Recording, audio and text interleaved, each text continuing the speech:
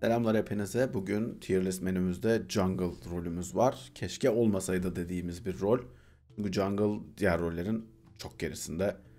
Yani diğer rollerin S tier'i jungle'ın ne yazık ki yani çok çok daha üzerinde bir yerde. Diğer rollerin A tier'i jungle'ın S tier'i olacak güçte. Böyle bir problem var. Jungle muhtemelen hani yıllar içerisindeki en zayıf durumunda şu anda. Artı hiçbir şampiyonda yani bir iki tane istisna hariç ciddi anlamda öne de çıkmıyor diğerlerinden. Ve bu biraz da rolü kısır bir noktaya itti.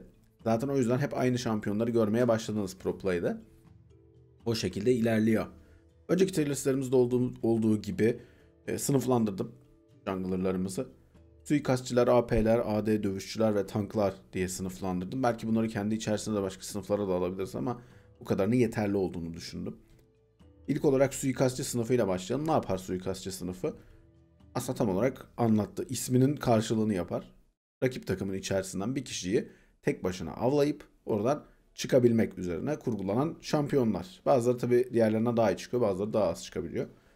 Bir yer Kayn var. Kayn'in neden buraya dahil ettim? Kayn'in mavi halinin solo queue için daha iyi olduğunu düşünüyorum. Ama kırmızı hali AD dövüşçülerden biri. İkisini birden değerlendireceğim konuşurken. Peki bir yarı niye buraya aldık? Teorik olarak bir AD dövüşçü olarak da değerlendirebiliriz. Aslında buradaki hemen hemen her şampiyonu kendi içerisinde yer değiştirebiliriz. Eşya yani gidip full letality bir Hecarim oynadığınızda onu da bir suikastçı olarak düşünebilirsiniz. Ama öyle oynamayı öyle değerlendirmeyeceğiz yani. Çünkü şampiyonun teması buna uygun değil. Briar onunla başlayalım. Kötü bir şampiyon Briar.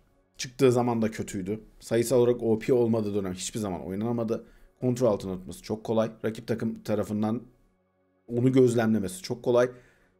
Oynamayın Briar'ı. Genel olarak uzak durun. Kayn.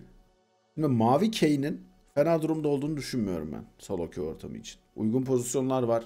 Oyunda Kayn'in en büyük yaşadığı problemlerden bir tanesi bu arada erken aşamalarda rakip jungler'ın oyunu sürüklemesi. Çünkü Kayn'in düz Kayn hali güçlü değil.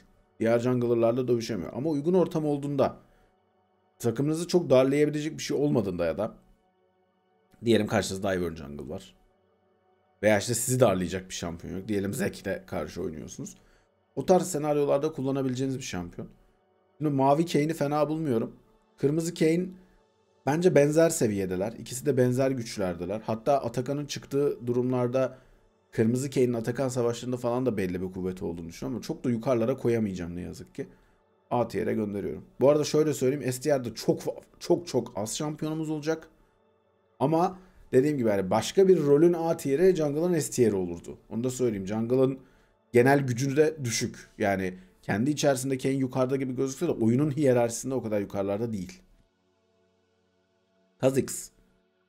Çok iyi durumda olduğunu düşünmüyorum. Bir süredir birkaç kere üst üste nerf de yemişti zaten.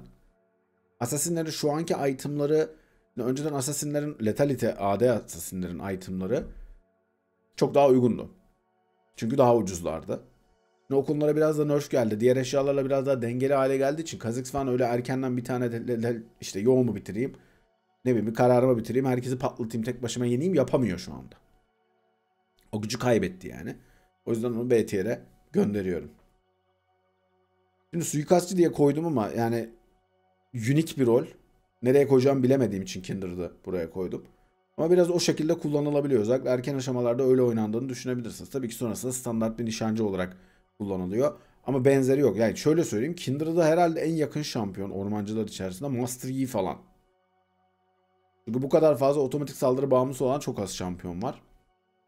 Ama Kindred bunu iyi yapanlardan bir tanesi. Bir süredir de solo queue'da gerçekten iyi olduğunu düşünüyorum. Pro Play'de yeterince değer verilmiyor bence. Daha fazla oynanması gerekiyor. Bence S tier'de bir şampiyon şu anda Kindred. Rengar. Electrocute bufflarından sonra Electrocute ile oynanmaya başlandı Rengar ve o tarihten beri win rate'i artmaya başladı. Yüksek elolar bak şaşırtıcı derecede yüksek elolarda daha iyi Rengar.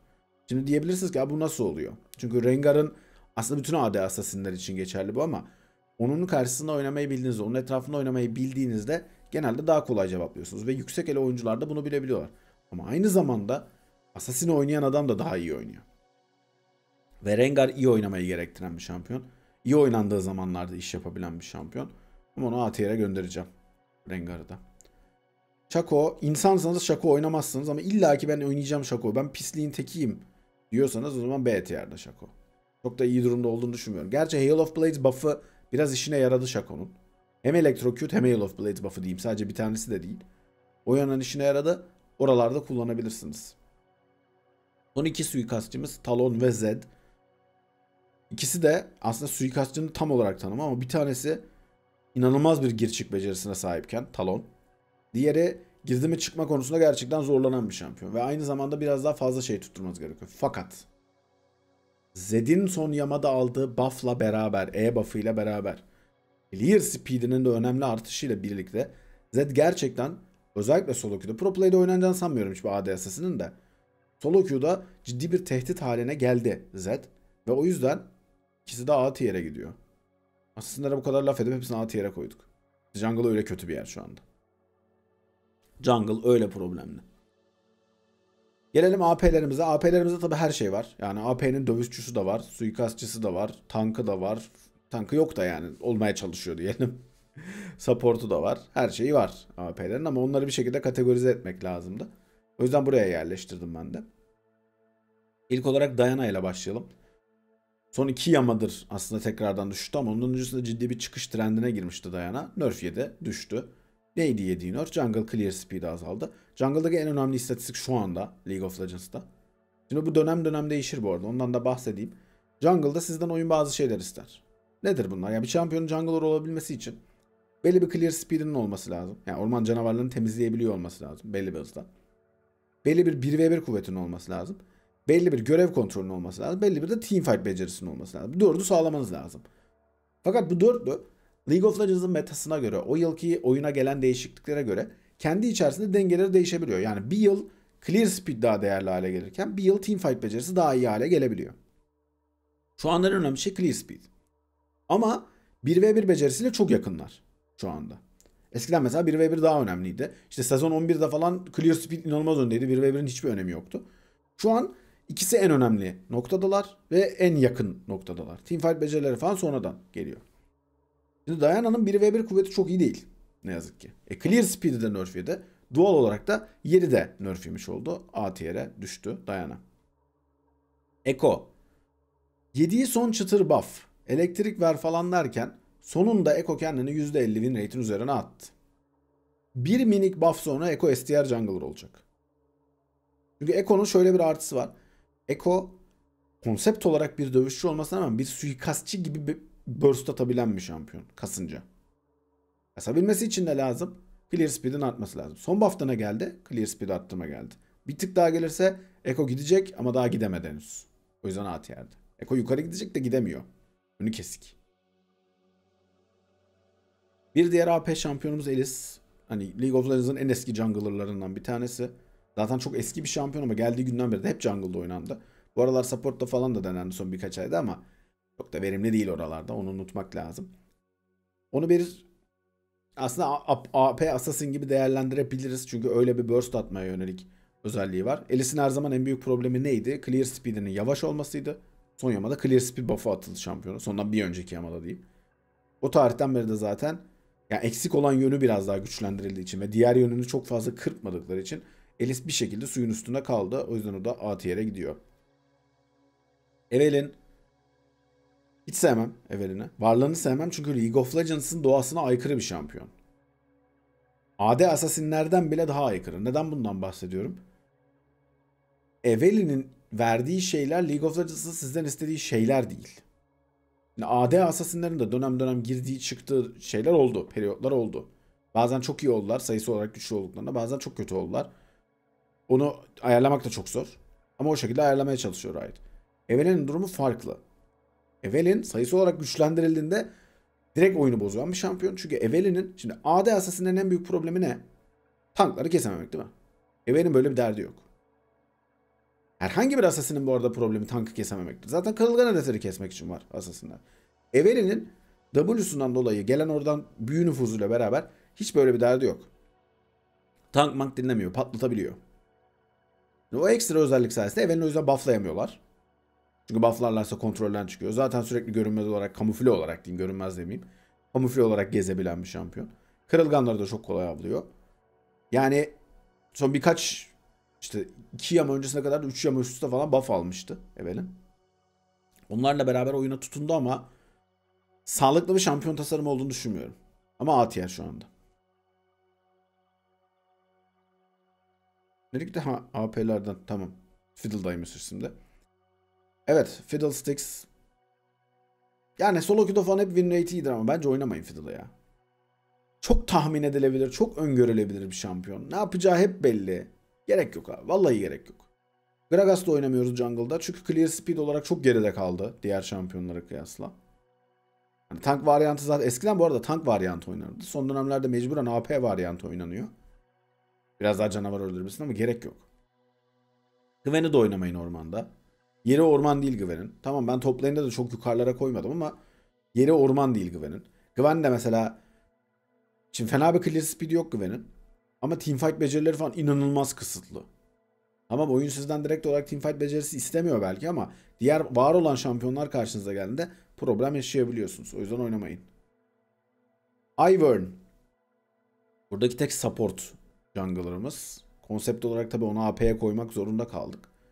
Ama o dağa hasar vurmak falan değil. O dağa genelde hasarı sönümlemek ve onu tutmak üzerine.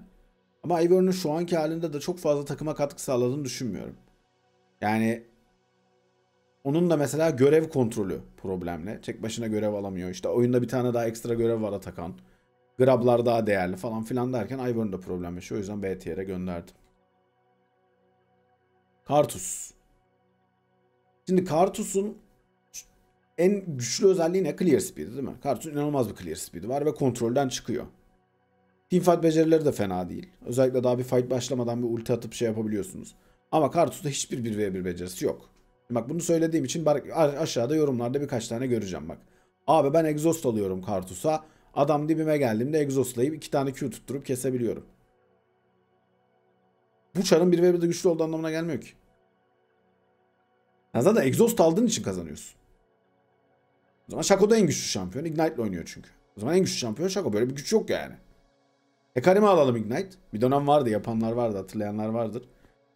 Bir dönem Master Yi'ye yapanlar vardı arkadaşlar. Master Yi'ye Ignite alıp level 1'de Red Buff'a gidip sonra karşı jungle'ın içine koşup orada Q ve E ile adamı kesmeye oynuyordunuz ya bu. Şimdi oyunu cheeseleyerek güçlü olunmuyor.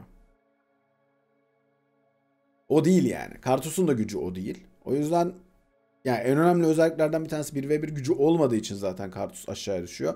A'ya gidiyor. Bu arada 1v1 gücü biraz daha olabilse şampiyonun. Mesela E fulllenen bir senaryo olsa veya Karthus daha dayanıklı bir şampiyon olsa veya yetenekleri daha uzaktan falan atılsa o zaman başka şeyler konuşabiliriz. Konuşabilirdik. Lilia. Son dönemlerde özellikle Pro Play'de Fearless Draft sayesinde 3. veya 4. maçlarla alınmaya başlandığını gördüğümüz bir şampiyon. Lilia. O da mesela clear speed'i bir tık daha diğerlerinden yüksek ama 1v1 becerisi biraz daha düşük. Teamfight becerileri fena olmayan şampiyonlardan biri. Kendi başına görev de alabiliyor.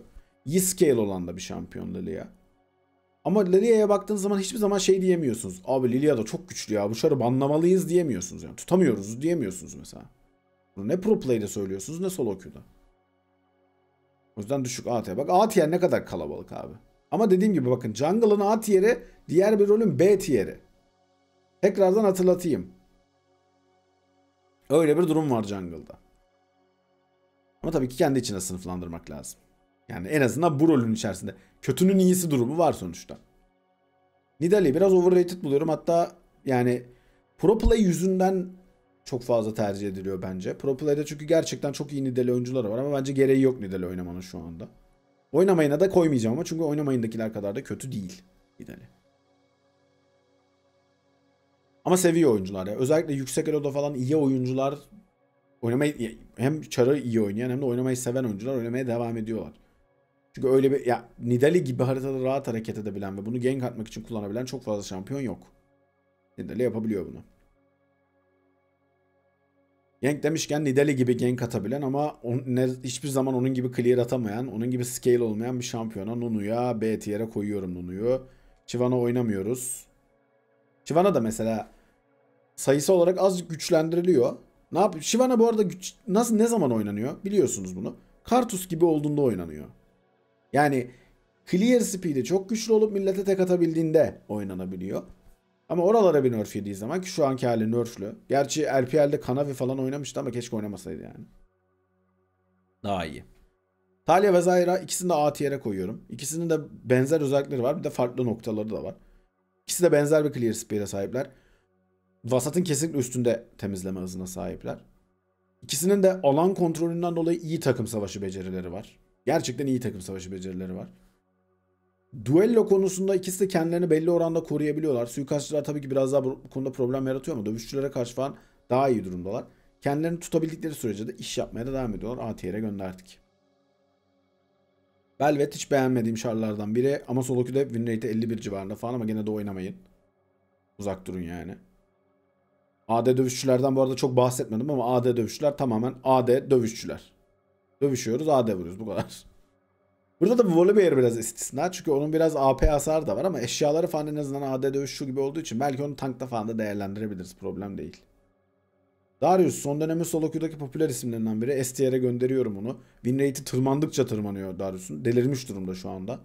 Neredeyse 54'e geldi ve bu elo aralıklarından bağımsız bir hale geldi. Yani yüksek elo'da da orta elo'da da bunu yapmaya başladı Darius. Yeni dizilim, yeni mod milletin hoşuna gitti. Bir de tabii ya dedim yani 1v1 becerisi ve clear speed şu anda en önemli şeyler diye. Clear speed'i okey Darius'un ama 1v1 becerisi inanılmaz yukarıda. Yani bir ezer geçer olduğu için çok fazla yukarıda kalıyor o 1v1 becerisi. O yüzden buralara geldi. Graves oynamıyoruz. Graves'ten ne anlıyorsunuz ya? Yani hiçbir şey yapmayıp sadece canavar keseyim. Ondan sonra belki pompalı tüfekle crit merit denk getirir adama yarıcan vururum. Bu yani. League of Legends'da bu arada her geçen gün otomatik saldırı bağımlılığı azalıyor. Ve otomatik saldırı daha az yapması gereken şampiyonlar her geçen gün daha çok öne çıkmaya başladılar. Tabii ki bunun istisnaları olacak. Sonuçta nişancı rolü mesela daha çok otomatik saldırı yapıyor ama ne kadar az o kadar iyi, öyle söyleyeyim. Hekarim. Yani işte. Kötünün iyisi Hekarim. Jarvan da kötünün iyisi. Lee Sin de kötünün iyisi. Çok sıkıcı bir tier list oluyor ya bu. Öbür roller bak beni çok heyecanlandırmıştı ama Jungle hiç öyle değil. Jungle'da çünkü öne çıkan, parlayan bir şampiyon da yok şu anda. Bir de özellikle AD dövüşçü kısmı birbirine çok benzemeye başladı. Yani iyiler. Hepsi belli bir seviyenin üzerinde AD dövüşçüler. Yani burada işte Lee Sin, Jarvan, Nocturne, Panther falan. Hepsi belli bir seviyenin üzerindeler. Ama hepsinin her oyun aynı itemları alıyor olması ve hepsinin özellikle profesyonel maçlarda aşırı geri kalıyor olması bence biraz rolü sıkıcılaştırdı. Yani rolde fark yaratmak çok daha zor hale geldi. Solo queue'da hala iyi gank bulup falan bunu yapabiliyorsunuz ama pro play'de daha da sıkıcı hale geldi bence jungle rolü. Nocturne bence oyundaki şu anda nadir iyi junglerlardan bir tanesi. Bu hem pro play hem solo queue için geçerli. Buna biraz eşya durumunun da etkisi var. Elinde kullandığı ultinin de etkisi var bunda. Ama iyi bir şampiyon olduğunu düşünüyorum Nocturne'un. Ortam uygunluğuyla beraber çok değeri artıyor. Nocturne her zaman çok underrated bir 1v1'cidir bu arada. Yani çok unutuluyor o 1v1 becerisi ama gelen işte korkutma, E'den gelen korkutma artı Q'dan gelen ekstra AD ile falan inanılmaz bir 1v1'ci haline geliyor Nocturne. Dikkat edin o yüzden. Karşınızda çok görmediyseniz 1v1'de çok bulaşmamanızı öneririm. Pantheon. Biraz bait olduğunu düşündüğüm şampiyonlardan bir tanesi Pantheon. Onu B tier'e koyacağım. Şimdi Pro Play'de de seçiliyor, Solo Queue'da da seçiliyor ama ikisinde de şeye çok bağımlı. 1v1 kuvveti sayesinde oyunu snowball'lamaya çok bağımlı. Şimdi Pantheon normalde iyi güçlenen bir şampiyon. Jungle iyi güçlenen bir rol değil ama. Jungle'da genelde az eşya oynuyorsunuz. Item olarak geride kalıyorsunuz. Çünkü hem bir noktada kamplarınızı alamamaya başlıyorsunuz. Görevlerden görevlere koşturmaktan dolayı. Hem de oyunun içerisinde işte orada kule var. Orada gank pozisyonu var. Buraya rotasyon yapmak lazım falan derken yapamıyorsunuz bazı istediklerinizi. O yüzden o scaling'i alamıyorsunuz jungle'da. O yüzden de zaten jungler'larda hep değerlendirirken iki eşyada ne kadar güçlü olduğuna bakmak lazım şampiyonların. Çünkü millet 3'ken siz genelde 2 oluyorsunuz. Tabii ki solo queue'da bunu işte snowball'ladığınızda istisnaları falan olabiliyor ama o tempoyu yakalamak her zaman kolay değil. O yüzden Pantheon çok önerdiğim bir şampiyon da değil benim. Poppy. A tier'e göndereceğim Poppy'yi. Süper bir jungler değil ama oynanabilecek pencereleri var. W'su sayesinde cevaplayabildiği eşleşmeleri var. Özellikle bu arada AD assassinlere karşı iyidir Poppy. Çünkü W'suyla hem kendinize yaklaşmasını engelleyebiliyorsunuz hem de Poppy'nin E ve Q kombosuyla beraber hiç fena olmayan bir burst'u var. AD assassin'lere karşı kullanabileceğiniz bir çar. Master Yi otomatik saldırı bağımlılığı demişken bunun maksimumu olan şampiyonlardan bir tanesi gerçekten. Ama en azından bu atak speed'in 3'e çıkarılmasıyla falan fena duruma gelmedi Master Yi. Millet seviyor da Master Yi oynamayı. Neyini seviyorlar bilmiyorum. Sağ kliğe çar bırakıyor yani. Kazanırsa kazanıyor. Bir tane arada Q ile skill dodge'lar Sam. Olay bu yani. Çok sıkıcı bir şampiyon. Bence öğrenmeyin. Gerek de yok. Zaman kaybı. Master Yi gibi bir şampiyonu öğrenmek. Durumu kötü mü? Kötü değil. Bence oynamayın. Ama dediğim gibi durumu kötü değil. Ya illa oynayacağım ben Master Yi diyorsanız oynayın da yani. Size bir şey katmaz abi Master Yi öğrenmek. Sizi daha iyi bir League of Legends oyuncusu da yapmaz. Rexa'yı onu da A tier'e koyacağım. Mesela o da hiç Pro Play'de seçilmeyen ama solo queue'da daha çok seçilen çarlardan biri. Bu arada Hail of Blades falan alanlar da gördüm Rexa'yı. O da hiç fena olmuyor. Hızlı bir burst atmak için önemli. Hail of Blades demişken bu arada bir sonraki iki şampiyonumuz Vi ve Viego. İkisi de belli oranda Hail of Blades'ten verim alan şampiyonlar. Solo queue'da falan Hail of Blades ile oynayabilirsiniz Vi ve Viego'yu. Özellikle 1v1 becerileri biraz ikisinin de kısıtlı diğer şampiyonlara kıyasla. O açığı kapatmanızı sağlıyor. Yani daha güçlü bir 1v1'iniz oluyor. Hatta Zinzao'yu da o grupta değerlendireyim. Hail of Blades'ci olabilenler diye.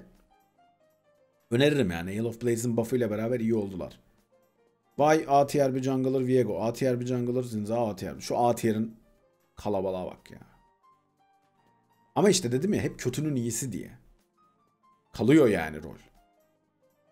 Volibear o da kötünün iyisi. Volibear'ı tabi AD dövüşçü olarak değerlendirdik ama hasarı biraz ortada. O da konsept olarak bir ezer geçer. Ama Darius gibi rakibin üstüne koşmasından çok benefit almıyor. Darius kadar almıyor en azından. Tabii ki alıyor ama Darius kadar almıyor. Ona biraz daha ekstra gank falan da atmanız gerekiyor. Ha bence değeri biraz az. Şundan dolayı az. Daha doğrusu olması gerekenden daha az değer görüyor bence şu anda Volibear. Daha iyi durumda görüldüğünden. Ama yeterince seçim görmüyor. Warwick A. Wukong A. Şimdi bu ikisi niye A'ya gittiler? Ben Warwick'i bu arada jungle'da önermiyorum. Top lane'de çok daha iyi. Ama jungle'da da çok kolay bir gameplay sunuyor size. Ama öğrenmeye değer mi? Bence değmez. Yani top lane'de oynuyorsanız arada mesela çift rol seçiyorsunuz ya solo queue'ya girerken. İkinci rolünüz de top lane ise orada olabilir. Veya ana rolünüz top lane'dir, ikinci rolünüz jungle'dır. O durumlarda alabilirsiniz ama çok da önerdiğim bir şampiyon değil benim Warwick. Amumu. Şimdi tank kısmına gelelim. Tankların genelde bir savaş başlatma becerileri oluyor ve genelde hasar tutmak üzerine kurgulanıyorlar. Ama jungle rolünün tankları hep nerfleniyor. Bak buradaki şampiyonlara dikkat edin. 6 tane şampiyon var. Bu şampiyonların hepsi son geçtiğimiz 6 yama içerisinde ya 1 ya 2 nerf yediler. Belki daha fazla yiyen de vardır. Ama hep nerf yiyorlar bunlar. Neden nerf yiyorlar? Çünkü yetenek setleri güçlü. Neden güçlü? Bol bol kitle kontrolü var. Aynı zamanda Assassin klasına direkt olarak dayanabiliyorlar. Tabi burada hepsini aynı şekilde değerlendirmemek lazım. Mesela Sejuani AD Assassin'lere karşı çok iyi olmasına rağmen ama o kadar iyi değil. O kadar dayanamıyor. Ama işte teamfight becerileri çok yüksek olmasından dolayı. Yani görev kontrolleri de iyidir tankların. O yüzden clear speedleri de fena olmadığı zaman 1v1 becerisinden hafif de olsa fedakarlık yapıp bu rolü tankla oynayabiliyorsunuz. O yüzden tercih ediliyor tanklar. Ama o tam olarak da bu yüzden de nerfleniyorlar zaten. O kitle kontrolle getirdikleri için. Öyle bir problemleri var tankların. Ben genelde tankları oynamayı severim ama AD dövüşçüleri daha çok öneririm. AD dövüşçüler daha iyidir şu anda solo queue için. Amumu ya hafiften AP kastığınız build'leri de var ama bunun. Full tank gittiğiniz modları da var. Liandry Sunfire her zaman iyi ama ya çok da bir fark yaratacağınız bir şampiyon değil Amumu. Fark yaratmak çok da kolay değil yani. Maokai o da Pro Play'de daha fazla oyun gören, solo queue'da daha az oyun gören şampiyonlardan bir tanesi. Çok severim. Faydalı bir şardır ama güçlü mü işte yani. Sejuani. Pro Play'in en iyi jungler'ı, solo queue'nun en kötü jungler'larından biri. Solo queue'da hiçbir zaman %48 falan geçmiyor Sejuani'nin win rate'i. Bunda tabii ki solo queue'nun oynanış biçiminin de çok etkisi var. Özellikle bir de daha düşük elolarda oyunu taşımanız da gerekiyor. Sejuani'de oyunu taşıyacak hasar yok. Yok öyle bir şey. İyi oynandığında gerçekten fark yaratabilirsiniz. Hem solo queue hem pro play için söylüyorum. Yani ortamınız uygunsa bu arada dövüşçüleri falan da yenebiliyorsunuz Sejuani ile. O yüzden ben onu S tier'e koyacağım. Ama solo queue'daki win rate hiçbir zaman yüksek olmuyor. Bunda biraz şeyin de etkisi var. Fil giden jungler'ı da Sejuani alır.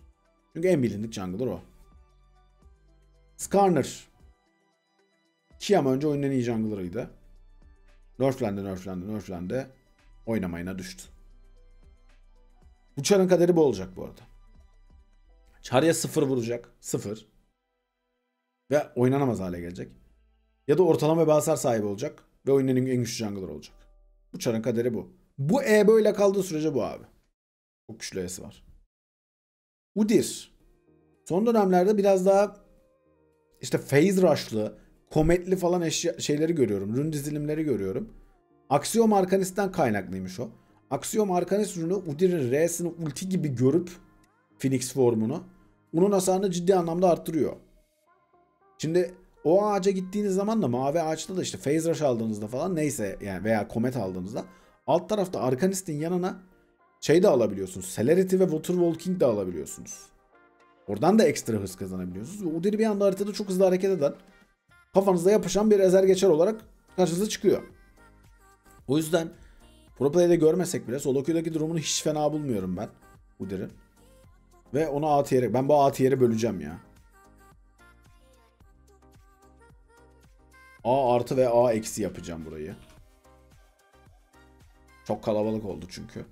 A artı en azından biraz daha vasatın üstü diyelim. A eksi vasat kısmı olsun. A artı vasatın üstü olsun. Birazdan atacağım birilerini oraya. Zek. O da mesela diğer tanklar gibi düzenli nerf yiyen çarlardan bir tanesi. Yediği nerflerin altında da kaldı ne yazık ki Zek. O yüzden onu da B tier'e göndereceğim. Şimdi şu A şeyi bir böleyim abi. Kimi alırım? A artı Rengar'ı alırım. Talon'u alırım. Son Zed'i alırım. Diana'yı alırım. Elis'i alırım. Lilia'yı alırım. Talia ve Zyra'yı alırım. Lee Sin'i alırım. Poppy'yi alırım. Vay'ı alırım. Viego'yu alırım. Zinzao'yu alırım. Volibear'ı alırım. Udyr'i alırım. Evet. Böyle daha iyi oldu. Evet, son hali bu. Tier listimizin. Jungle son yılların en zayıf halinde. Zayıf olması bence bir yandan iyi, bir yandan kötü ama. Şu açıdan iyi. İyi olduğunda rol, yani güçlü olduğunda rol, millet çok ağlıyor. Herkes gerçekten çok ağlıyor. Yersiz şekilde ağlıyor hem de. Her genki yiyip jungle iyi güçlü diye ağlıyorlar. Onların sesini kesiyor. Ama şu açıdan kötü. Kimse jungle oynamak istemiyor abi. Niye oynasın ki zaten? Ve arkadaşlar ben sezon 1'de jungler'dım. Sezon 14'e kadar jungler'dım. Öyle söyleyeyim. 14 sene jungle oynadım. Ben oynamıyorum artık jungle. Eğlenceli değil çünkü rol.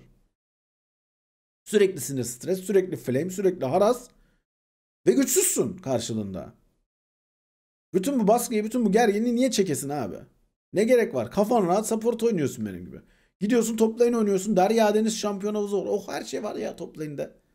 Kafan rahat. Mid lane oynuyorsun. Oyuna etkin var. Bunlardan uzak durmak için millet jungle oynamıyor. Bilmiyorum nasıl yeni jungler çekecekler oyuna. Yani gerçekten bu role nasıl yeni oyuncu çekilecek onu da bilmiyorum. Hakikaten çok az çıkıyor. Yeni jungler da az çıkıyor. Bu arada solo queue için, sadece solo queue için değil, pro play'de de benzer bir durum var. Alttan yetişen iyi jungler bulmak çok zor şu anda takımlar için. Ve gitgide de daha da zor hale geliyor. Kimse oynamak istemediği için rolü. Bakalım nasıl bir çözüm üretecekler. Ben size söyleyeyim, bu sezon şu anda 15'teyiz. Sezon 16'da kesin bir jungle büyük rework'ü falan bir şeyler gelecek bak. Şimdiden söylüyorum. Timing'i de uyuyor zaten. 2 senede büyük bir değişiklik yapılıyor jungle'a. Zamanlama uyuyor. Ama bu rolü ne hale getirmeleri lazım biliyor musunuz? Gerçekten iyi oynandığında oyuna etkisinin de daha yüksek olduğu ama kötü oynandığında takıma zarar verebilir bir hal haline getirilmesi lazım bence. Ve iyi kötüyü laner'ların karar vermemesi lazım. Biraz daha jungler'ların bunu idrak edebilmesi lazım. Artı harcadığın zamana da değmesi gerekiyor biraz. Yani çok fazla yıllar içerisinde rolün değişimiyle beraber öğrendiğiniz bilgilerin çoğu çöpe gitti. Yani şu listedeki çarlara bakın. Özellikle A eksiye kadarki olan kısmı bakın. Bunların bazıları bir dönem en iyi jungler olurken bazıları çöp haline geliyor. Aynı dönemlerde. Ve oyunun şekline göre hani o 4 tane sütun saydım ya başta bu rolün içeriğinde diye. 1v1 becerisi, clear speed, takım savaşı becerisi ve görev kontrolü diye. Bunların durumuna göre her birinin gücünü kaybetmesi, artı jungle'ı temizlemenin sisteminin değişmesiyle falan derken oyunu öğrendiğiniz şeyler her zaman bir sonraki sezon boşa düşüyor. Bunu da kaybediyor jungler'lar. Bunları çözdükleri zaman ancak o zaman yeni oyuncu getirirler diyelim ve videonun sonuna gelelim. Diğer tier listlerimize kıyasla bir tık karamsar bir video olduğunun farkındayım. Ama rolün durumu bu. Diğer 4 rol için her şey çok güllük gülistanlık. Daha mid lane'i çekmedik ama daha her şey güllük gülistanlıkken burada olaylar ondan çok uzak. Ama yine de teşekkür ederim izlediğiniz için. Gelmişken abone olmayı unutmayın. Bir sonraki videomuzda görüşmek dileğiyle. Kendinize çok iyi bakın. Hoşçakalın.